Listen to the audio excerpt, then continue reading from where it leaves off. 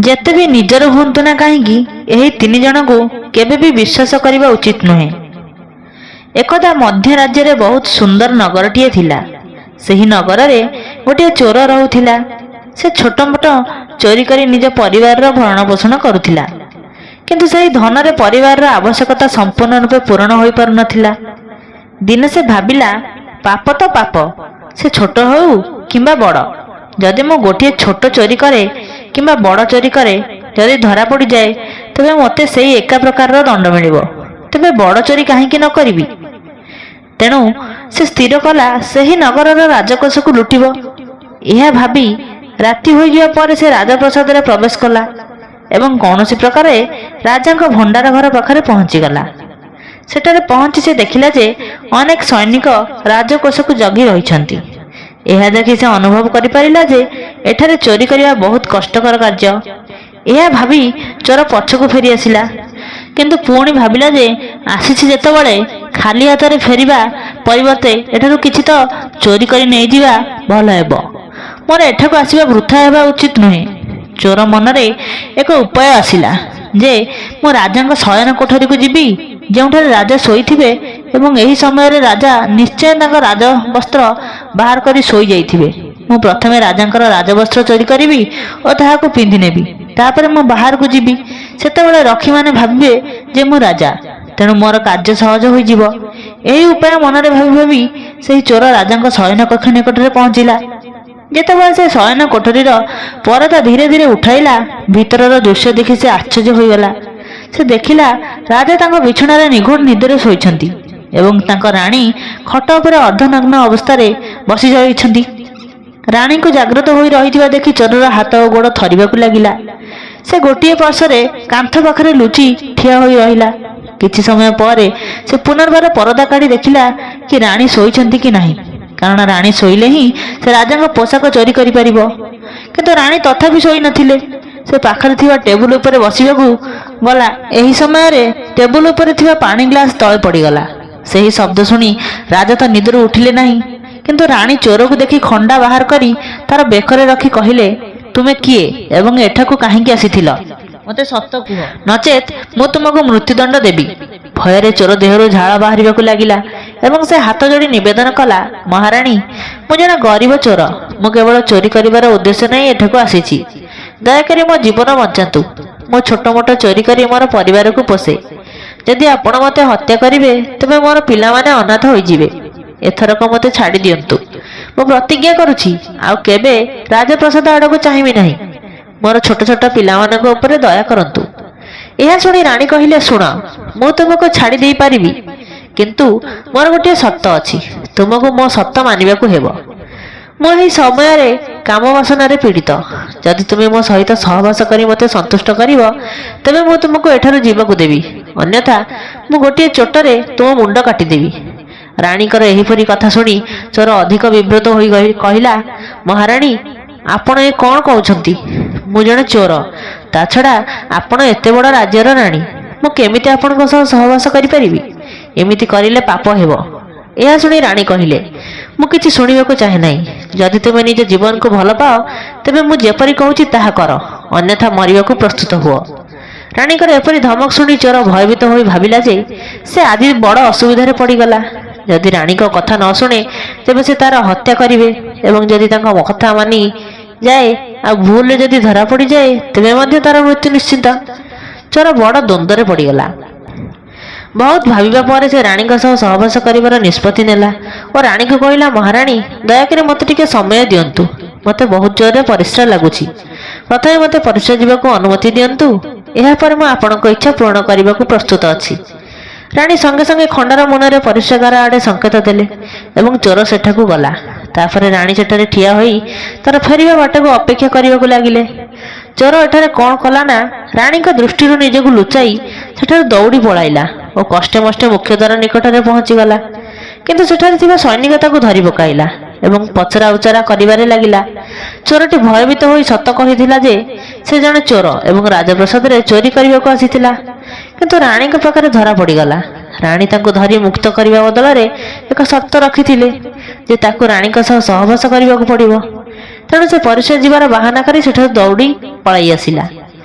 ଏହିପରି ଭାବରେ ଚୋର ସୈନିକଙ୍କୁ ସବୁ କଥା କହିଥିଲା ଓ ତାଙ୍କୁ ଛାଡ଼ିବାକୁ ନିବେଦନ କରିଲା।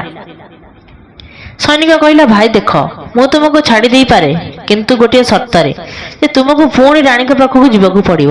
ତୁମେ ଫେରିଯାଇ ରାଣୀକୁ କହିବ ଯେ ମୁଁ ଆପଣଙ୍କ ସହ ସମ୍ପର୍କ ସ୍ଥାପନ କରିବାକୁ ପ୍ରସ୍ତୁତ, କିନ୍ତୁ ଏହା ପୂର୍ବରୁ ଆପଣଙ୍କୁ ନିଜ ହାତରେ ରାଜାଙ୍କୁ ହତ୍ୟା କରିବାକୁ ପଡ଼ିବ। ଏହି ସର୍ତ୍ତ ରାଣୀଙ୍କ ସର୍ତ୍ତଠାରୁ ଆହୁରି ଅଧିକ କଷ୍ଟସାଧ୍ୟ ଥିଲା। ଚୋର ଭାବିଲା, ଯଦିଓ ତାଙ୍କ ଜୀବନ ବଞ୍ଚି ପାରିଥାନ୍ତା, କିନ୍ତୁ ବର୍ତ୍ତମାନ ତ ବଞ୍ଚିବାର ବାଟ ହିଁ ନାହିଁ। ଯଦି ମୁଁ ରାଣୀଙ୍କୁ ଏହା କହିବି, ସେ ମୋ ମୁଣ୍ଡ କାଟିଦେବେ। ବର୍ତ୍ତମାନ ଚୋର ଚାରିଆଡ଼େ ନିଜର ମୃତ୍ୟୁକୁ ଦେଖୁଥିଲା। ଏହି ପରିସ୍ଥିତିରେ ଚୋର ରାଣୀ ପାଖକୁ ଫେରିଯିବାକୁ ବାଧ୍ୟ ହେଲା।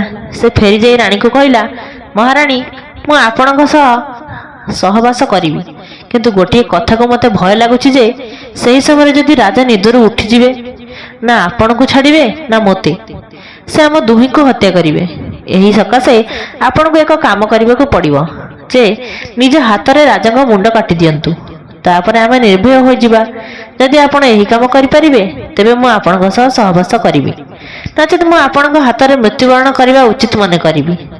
ବାସନାରେ ପୀଡ଼ିତ ରାଣୀ ଏହା ଶୁଣି କହିବାକୁ ଲାଗିଲେ, ଏଇଟା କ'ଣ ବଡ଼ କଥା? ମୁଁ ବର୍ତ୍ତମାନ ରାଜାଙ୍କ ହତ୍ୟା କରିବି। ଏହା କହି ରାଣୀ ଦୁଇ ହାତରେ ଖଣ୍ଡା ଧରି ଶୋଇଥିବା ସ୍ୱାମୀଙ୍କ ମୁଣ୍ଡ କାଟିଦେଲେ। ଯେତେବେଳେ ରାଣୀ ରାଜାଙ୍କ ମୁଣ୍ଡ କାଟିଲେ, ସମ୍ପୂର୍ଣ୍ଣ ଶୟନ କକ୍ଷ ସାରା ରକ୍ତରେ ଜୁଡ଼ୁବୁଡ଼ୁ ହୋଇଗଲା ଏବଂ ରାଣୀ ମଧ୍ୟ ରାଜାଙ୍କ ରକ୍ତରେ ଭିଜିଗଲେ। ସେହି ଭୟଙ୍କର ଦୃଶ୍ୟ ଦେଖି ରାଣୀ ଚେତାଶୂନ୍ୟ ହୋଇ ତଳେ ପଡ଼ିଗଲେ ଏବଂ ଚୋର ସେଠାରୁ ଲୁଚି ପଳାଇଲା। ସକାଳେ ପ୍ରାସାଦରେ ଚିତ୍କାର ଶୁଣାଗଲା ଯେ କେହି ଜଣେ ଆସି ରାଜାଙ୍କୁ ହତ୍ୟା କରିଛି, କିନ୍ତୁ ଶୋଇଥିବା ସମୟରେ ରାଜାଙ୍କୁ କିଏ ହତ୍ୟା କଲା? ଏହି କଥା ଭାବି ସମସ୍ତେ ଆଶ୍ଚର୍ଯ୍ୟ ହୋଇଗଲେ। ରାଣୀ ମଧ୍ୟ ଜୋରରେ ବିଳାପ କରି କାନ୍ଦୁଥିଲେ। ଏହି ଖବର ରାଜ୍ୟ ସାରା ବ୍ୟାପି ଯାଇଥିଲା। କେବଳ ଜଣେ ସୈନିକ ହିଁ ଜାଣିଥିଲା ଯେ ରାଣୀ ଏବଂ ଚୋର ରାଜାଙ୍କୁ ହତ୍ୟା କରିଛନ୍ତି, କିନ୍ତୁ ସେ କାହାକୁ ଏହି କଥା କହିଲା ନାହିଁ। ସେପଟେ ରାଜାଙ୍କ ଅନ୍ତିମ ସଂସ୍କାର ପାଇଁ ପ୍ରସ୍ତୁତି ଚାଲିଥିଲା ଏବଂ ସେହି ସମୟରେ ରାଣୀ ଘୋଷଣା କରିଥିଲେ ଯେ ସେ ରାଜାଙ୍କ ସହିତ ସତୀ ହେବାକୁ ଚାହୁଁଛନ୍ତି।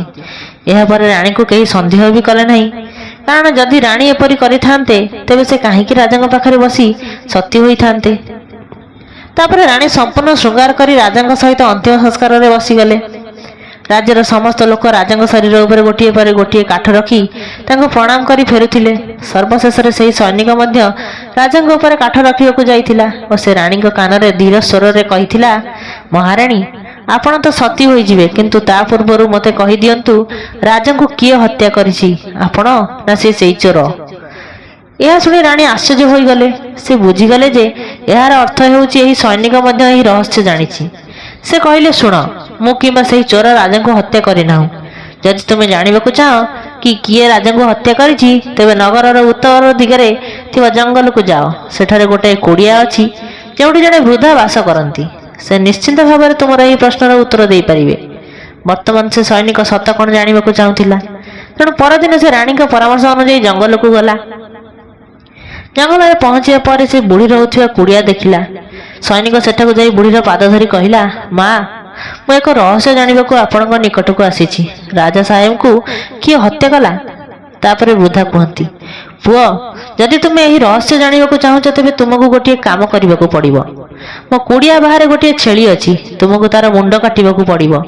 ତାର ମୁଣ୍ଡ କାଟିବା ମାତ୍ରେ ଛେଳିର ଦେହ ସେଠାରେ ପଡ଼ିଯିବ, କିନ୍ତୁ ତା ମୁଣ୍ଡ ପବନରେ ଉଡ଼ିବା ଆରମ୍ଭ କରିବ। ସେହି ସମୟରେ ତୁମେ ଛେଳିର କାନ ଦୁଇଟାକୁ ଧରି ଝୁଲିଯିବ। ଛେଳିର ମୁଣ୍ଡ ତୁମକୁ ସେହି ସ୍ଥାନକୁ ନେଇଯିବ, ଯେଉଁଠାରେ ପହଞ୍ଚିବା ପରେ ତୁମେ ତୁମର ପ୍ରଶ୍ନର ଉତ୍ତର ପାଇଯିବ। ଏହି କଥା ଶୁଣିବା ପରେ ସୈନିକ କୁଡ଼ିଆ ବାହାରେ ବନ୍ଧା ହୋଇଥିବା ଛେଳିର ମୁଣ୍ଡ କାଟିଦେଲା। ଏହା କରିବା ମାତ୍ରେ ମୁଣ୍ଡଟି ଆକାଶରେ ଉଡ଼ିବା ଆରମ୍ଭ କଲା। ସେ ଶୀଘ୍ର ଛେଳିର ଉଭୟ କାନକୁ ଧରି ଝୁଲି ଯାଇ ଉଡ଼ିବାକୁ ଲାଗିଲା। ସେ ଭୟଙ୍କର ଜଙ୍ଗଲରେ ମଝିରେ ପହଞ୍ଚିଲା। ସେଠାରେ ଗୋଟିଏ ଗୁମ୍ଫା ଥିଲା। ସେହି ଗୁମ୍ଫାର ପ୍ରବେଶ ଦ୍ୱାର ପାଖରେ ଯାଇ ମୁଣ୍ଡଟି ତଳକୁ ଓହ୍ଲେଇ ଆସିଲା। ସେଠାରେ ସୈନିକ ଭାବିବାକୁ ଲାଗିଲା ଯେ ଏହି ଜଙ୍ଗଲରେ କୌଣସି ମଣିଷ ଦେଖାଯାଉନାହାନ୍ତି। ରାଜାଙ୍କ ମୃତ୍ୟୁ ରହସ୍ୟ ମୋତେ କିଏ କହିବ? ସେହି ଗୁମ୍ଫାରେ ଗୋଟିଏ ରାକ୍ଷସ ଏବଂ ତାଙ୍କ ଝିଅ ବାସ କରୁଥିଲେ। ସନ୍ଧ୍ୟା ହୋଇଗଲା ପରେ ରାକ୍ଷସ ଖାଦ୍ୟ ଖୋଜିବାକୁ ବାହାରକୁ ଚାଲି ଯାଇଥିଲା ଏବଂ ତାର ଝିଅ ଗୁମ୍ଫା ଭିତରେ ଉପସ୍ଥିତ ଥିଲା। ଯେତେବେଳେ ରାକ୍ଷସ ଝିଅଟି ମଣିଷର ଗନ୍ଧ ମାରିପାରିଲା, ସେ ବାହାରକୁ ଆସି ଗୁମ୍ଫାର ପ୍ରବେଶ ପଥରେ ଜଣେ ଶକ୍ତିଶାଳୀ ଯୁବକକୁ ଠିଆ ହେବାର ଦେଖିଲା। ଯଦି ମୁଁ ଆକୁ ଖାଇନେବି, ତେବେ ମୋର ଗୋଟିଏ ବେଳାର ଭୋଜନ ହୋଇଯିବ, କିନ୍ତୁ ଯଦି ଜୀବିତ ରଖେ, ତେବେ ଏହି ଯୁବକ ମୋ ପାଇଁ ବହୁତ ଉପଯୋଗୀ ହେବ। ଏହା ଭାବି ରାକ୍ଷସ ଝିଅଟି ସଙ୍ଗେ ସଙ୍ଗେ ଏକ ସୁନ୍ଦର ଝିଅର ରୂପ ନେଇ ସୈନିକ ସାମ୍ନାକୁ ଆସିଲା। ସେ ସୈନିକ ଏପରି ସୁନ୍ଦର ଝିଅ କେବେ ଦେଖିନଥିଲା। ତେଣୁ ତାକୁ ଦେଖିବା ମାତ୍ରେ ସୈନିକଟି ତା ପ୍ରତି ଆସକ୍ତ ହୋଇଗଲା। ଝିଅଟି ମଧ୍ୟ ତାକୁ ଗ୍ରହଣ କରିବାକୁ ଆସିଥିଲା। ତେଣୁ ସେ ତାକୁ ଗୁମ୍ଫାକୁ ଡାକି ନେଇଗଲା ଏବଂ ତା ସହ ବହୁତ ମଜା କରିଲା। ଯେତେବେଳେ ରାକ୍ଷସ ଆସିବାର ସମୟ ହୋଇଗଲା, ଝିଅଟି ତାକୁ ମଶା କରି କାନ୍ଥରେ ଲଗାଇଦେଲା। ରାକ୍ଷସ ଆସି ପଚାରିଲା, ଝିଅ, ମୋତେ ମଣିଷର ଗନ୍ଧ ଆସୁଛି, ଲାଗୁଛି ଯେମିତି ଜଣେ ମଣିଷ ଆମ ଗୁମ୍ଫାରେ ପ୍ରବେଶ କରିଛି। ତାପରେ ଝିଅ ବାହାନା କରି କହିଲା, ବାବା, ତୁମେ କ'ଣ କହୁଛ? ଯଦି କୌଣସି ମଣିଷ ଏଠାକୁ ଆସିବାକୁ ସାହସ କରେ, ମୁଁ ତାକୁ କଞ୍ଚା ଚୋବାଇ ଯିବି। ଏହିପରି କହି ସେ ରାକ୍ଷସକୁ ବାହାରେଇ ଦେଲା। ବର୍ତ୍ତମାନ ସେହି ରାକ୍ଷସ ଝିଅଟି ସୈନିକକୁ ପ୍ରତିଦିନ ରାତିରେ ଜଣେ ପୁରୁଷରେ ପରିଣତ କରୁଥିଲା ଏବଂ ଦିନରେ ସେ ତାକୁ ପୁଣି ମଶା କରି କାନ୍ଥରେ ଲଗାଇ ରଖୁଥିଲା। ଏହିପରି ଅନେକ ଦିନ ବିତିଗଲା। ତାପରେ ସୈନିକକୁ ନିଜ ପତ୍ନୀ ଏବଂ ପିଲାମାନଙ୍କ କଥା ମନେ ପଡ଼ିଲା। କିନ୍ତୁ ସେ ରାକ୍ଷସ ଝିଅ କବଳରୁ ମୁକୁଳି ବାହାରକୁ ଯିବାକୁ ସକ୍ଷମ ହୋଇପାରୁନଥିଲା। ଦିନେ ସେ ଏକ ସୁଯୋଗ ପାଇଲା ଏବଂ କୌଣସି ପ୍ରକାରେ ସେଠାରୁ ଲୁଚି ଦୌଡ଼ି ପଳାଇଲା। ଅନେକ ଦିନ ଚାଲିବା ପରେ ସେ ନିଜ ଘରେ ପହଞ୍ଚିଲା। ଘରେ ପହଞ୍ଚି ପିଲାମାନଙ୍କୁ ଦେଖି ବହୁତ ଖୁସି ହୋଇଥିଲା ଏବଂ ଭାବିଲା, ଭଲ ହେଲା ମୁଁ ସେ ରାକ୍ଷସ ଝିଅ କବଳରୁ ଆସିଗଲି। କିଏ ଜାଣେ ଆଉ କେତେ ଦିନ ମୋତେ ମଶା କରି ରଖିଥାନ୍ତା। କିଛି ଦିନ ଗଲା ପରେ ଦିନେ ତାକୁ ପୁଣି ସେହି ରାକ୍ଷସ ଝିଅ କଥା ମନେ ପଡ଼ିଲା। ସେ ଦିନସାରା ସେହି ଝିଅର ଭାବନାରେ ହଜି ଯାଉଥିଲା। ଝିଅଟିର ସୌନ୍ଦର୍ଯ୍ୟ ତାକୁ ନିଜ ଆଡ଼କୁ ଟାଣୁଥିଲା। ସେ ପୁଣି ସେହି ରାକ୍ଷସ ଝିଅକୁ ଭେଟିବାକୁ ଇଚ୍ଛା କରିଥିଲା। ଶେଷରେ ସେ ସେହି ଝିଅ ପାଖକୁ ଯିବାକୁ ସ୍ଥିର କରିଲା। ସେ ଭାବିଲା ଯେ ଗତଥର ସେହି ବୁଢ଼ୀ ମୋତେ ସେଠାକୁ ପଠାଇଥିଲା, କିନ୍ତୁ ବର୍ତ୍ତମାନ ମୁଁ ସେଠାରୁ ପଳାଇ ଆସିଛି। ତେଣୁ ମୋର ରାସ୍ତା ମଧ୍ୟ ମନେ ନାହିଁ। କାହିଁକି ନା ଆଉ ଥରେ ଯାଇ ସେହି ବୁଢ଼ୀକୁ ସାହାଯ୍ୟ ମାଗିବି। ଏହିପରି ଚିନ୍ତା କରି ସେ ସେହି ବୁଢ଼ୀର କୁଟୀରକୁ ଗଲା ଏବଂ କହିଲା, ହେ ମା, ମୋତେ ପୁନର୍ବାର ସେହି ସ୍ଥାନକୁ ପଠାନ୍ତୁ ଯେଉଁଠାରେ ଆପଣ ମୋତେ ପୂର୍ବରୁ ପଠାଇଥିଲେ। ସେହି ସମୟରେ ସେ ସୈନିକ ରାଜାଙ୍କ ହତ୍ୟା ରହସ୍ୟ ଜାଣିବା କଥା ପୁରା ଭୁଲିଯାଇ ରାକ୍ଷସ ଝିଅକୁ ଭେଟିବା କଥା ମନେ ମନେ ଭାବୁଥିଲା। ତାର କଥା ଶୁଣି ବୁଢ଼ୀ ବୁଝିଗଲା ଯେ ସେ ରାକ୍ଷସ ଝିଅ ସହ ବାସନାରେ ପୀଡ଼ିତ ହେଉଛି। ତେଣୁ ବୁଢ଼ୀ କହିଲା, ପୁଅ, ପୂର୍ବରୁ ମୋର ଗୋଟିଏ ଛେଳି ଥିଲା। ତୁମେ ତାର କାନ ଧରି ସେଠାକୁ ଯାଇଥିଲ, କିନ୍ତୁ ବର୍ତ୍ତମାନ ତ ଆଉ ସେ ଛେଳି ନାହିଁ। ମୁଁ ତୁମକୁ କେମିତି ସେଠାକୁ ପଠାଇବି? ଏହା ଶୁଣି ସୈନିକ କହିଲା, ମା, ମୁଁ ସାରା ଜୀବନ ତୁମ ପାଖରେ ଋଣୀ ହେବି। ଦୟାକରି ସେଇ ଝିଅ ସହ ଥରେ ଦେଖା କରାଇ ଦିଅ ନା। ବୁଢ଼ୀ କହିଲା, ପୁଅ, ଠିକ୍ ଅଛି, ମୁଁ ତୁମକୁ ସେଠାକୁ ପଠାଇଦେବି, କିନ୍ତୁ ଏଥିପାଇଁ ତୁମକୁ ତୁମ ପୁଅକୁ ଏଠାକୁ ଆଣିବାକୁ ପଡ଼ିବ। ମୋ ପୁଅ? ସୈନିକ କହିଲା, ଏଥିରେ ବଡ଼ କଥା କ'ଣ? ମୁଁ ତାକୁ ଏଠାକୁ ନେଇ ଆସିବି। ଏହାପରେ ସେ ତା ପୁଅକୁ ଡାକି ଆଣିଲା। ବୁଢ଼ୀ କହିଲା, ପୁଅ, ତୁମେ ଛେଳିର ମୁଣ୍ଡ କାଟିବା ପରି ତୁମ ପୁଅର ମୁଣ୍ଡ କାଟିଦିଅ। ଛେଳି ଭଳି ତା ମୁଣ୍ଡ ମଧ୍ୟ ଆକାଶରେ ଉଡ଼ିବା ଆରମ୍ଭ କରିବ। ତାପରେ ତୁମେ ତା କାନକୁ ଧରି ସେହି ସ୍ଥାନକୁ ଚାଲିଯିବ। ବୁଢ଼ୀର ଏହି କଥା ଶୁଣି କାମତୁର ସୈନିକ ନିଜ ପୁଅର ମୁଣ୍ଡ କାଟିବାକୁ ପ୍ରସ୍ତୁତ ହୋଇଗଲା। ସେ ଖଣ୍ଡା ନେଇ ପୁଅର ମୁଣ୍ଡ କାଟିବାକୁ ଚେଷ୍ଟା କରିବା ମାତ୍ରେ ବୁଢ଼ୀ ତାର ହାତ ଧରି କହିଲା, ରୁହ, ଏହା ହିଁ ତୁମ ପ୍ରଶ୍ନର ଉତ୍ତର। ଏହି ତିନି ଜଣ ତୁମ ସହିତ ଯେତେ ନିକଟତର ବା ବିଶ୍ୱସ୍ତ ହୁଅନ୍ତୁ ନା କାହିଁକି, କେବେ ବି ଏମାନଙ୍କ ଉପରେ ବିଶ୍ୱାସ କରିବା ଉଚିତ ନୁହେଁ। ପ୍ରଥମତଃ, ବାସନା। ରାଜାଙ୍କୁ ଚୋର କି ରାଣୀ କେହି ହତ୍ୟା କରିନାହାନ୍ତି। ରାଜାଙ୍କୁ ହତ୍ୟା କରିଛି ବାସନା। ଯେପରି ତୁମେ ବାସନାରେ ଅନ୍ଧ ହୋଇ ନିଜ ପୁଅକୁ ମାରିବାକୁ ପ୍ରସ୍ତୁତ ହୋଇଯାଇଥିଲ। ବାସନାରେ ପୀଡ଼ିତ ବ୍ୟକ୍ତି ଅନ୍ଧ ଭଳି ନିନ୍ଦନୀୟ କାର୍ଯ୍ୟ ମଧ୍ୟ କରିଦେଇଥାଏ। ଦ୍ୱିତୀୟରେ, ଧନର ଲୋଭ। ଏହା ମଧ୍ୟ ମଣିଷକୁ ଅନ୍ଧ କରିଦିଏ ଏବଂ ସେ ସବୁକିଛି ଦେଖିବାରେ ଅସମର୍ଥ ହୁଏ। ଧନର ଲୋଭ ଯୋଗୁଁ ସେ କାହାକୁ ହତ୍ୟା ମଧ୍ୟ କରିପାରେ। ଏବଂ ତୃତୀୟରେ, କ୍ରୋଧ। କ୍ରୋଧରେ ଅନ୍ଧ ହୋଇ ଜଣେ ବ୍ୟକ୍ତି ସବୁକିଛି ଭୁଲିଯାଏ ଏବଂ ଯେପରି କିଛି କରିଦିଏ ଯାହା ତାକୁ ଜୀବନ ସାରା ଅନୁତାପ କରିବାକୁ ବାଧ୍ୟ କରିଥାଏ। କ୍ରୋଧରେ ସେ ନିଜର ଜ୍ଞାନ ହରାଏ। ସେ ନିଜର ବା ପରର କୌଣସି ଜିନିଷ ଦେଖିବାରେ ବା ବୁଝିବାରେ ଅସମର୍ଥ।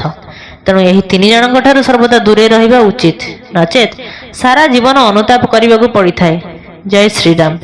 ଭିଡ଼ିଓଟି କେମିତି ଲାଗିଲା କମେଣ୍ଟ ମାଧ୍ୟମରେ ଜଣାଇବେ। ଯଦି ମୋ ଭିଡ଼ିଓଟି ଭଲ ଲାଗିଛି ଭିଡ଼ିଓଟିକୁ ଲାଇକ୍ କରନ୍ତୁ ଏବଂ ମୋ ଚ୍ୟାନେଲରେ ନୂଆ ଥିଲେ ମୋ ଚ୍ୟାନେଲକୁ ସବସ୍କ୍ରାଇବ୍ କରିଦିଅନ୍ତୁ।